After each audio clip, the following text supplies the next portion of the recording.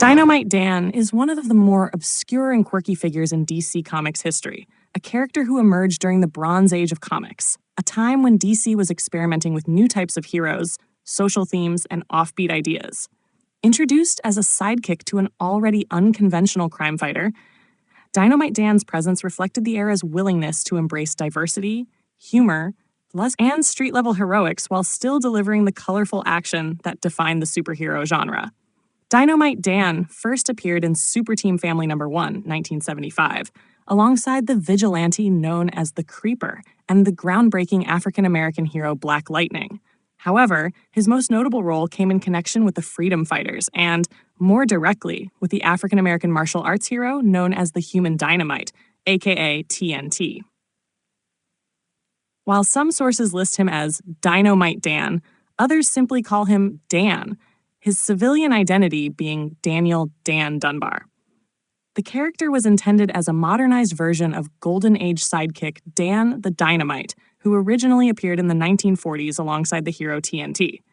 The original Dan the Dynamite was a teenaged hero during the wartime years, a member of the Young All-Stars and a patriotic figure fighting Axis forces.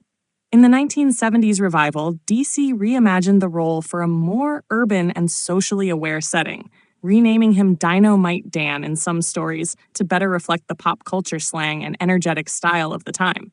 He was given a modernized look, a streetwise personality, and a sharper edge that separated him from the squeaky clean teen sidekicks of earlier decades. Dyno-Mite Dan's powers were tied to his association with his mentor, often coming from special devices, chemical catalysts, or bursts of kinetic energy amplification. While earlier versions of Dan relied on TNT rings to trigger explosive energy bursts when fighting alongside TNT, later interpretations sometimes hinted at him having latent metahuman potential, allowing him to channel concussive force without the rings. This gave him an unpredictable but powerful offensive capability, making him a surprisingly effective fighter despite his youthful demeanor. The character's tone fluctuated depending on the creative team, sometimes portrayed with lighthearted humor and street slang, and other times written with more serious undertones, reflecting the struggles of urban youth in the 1970s and 1980s.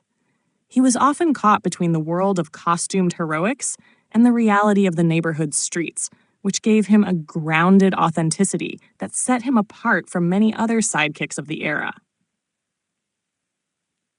Over the years, Dyno-Mite Dan has remained a rarity in DC publications.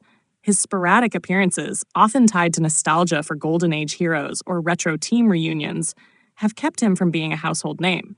However, his role as a bridge between DC's early patriotic heroics and its later, grittier street-level storytelling has made him an interesting footnote in the publisher's history.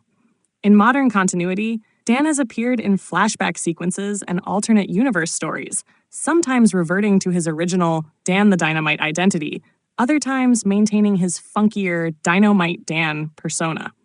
In every incarnation, he embodies the adaptability of comic book characters, capable of evolving to match the times while still keeping a link to their origins. Though he never achieved the fame of characters like Robin or Kid Flash, Dyno-Mite Dan remains a symbol of DC's willingness to experiment with sidekicks who could stand apart from their mentors. His blend of youthful energy, explosive powers, and streetwise attitude ensures that, while obscure, he will always have a place in the sprawling history of the DC universe.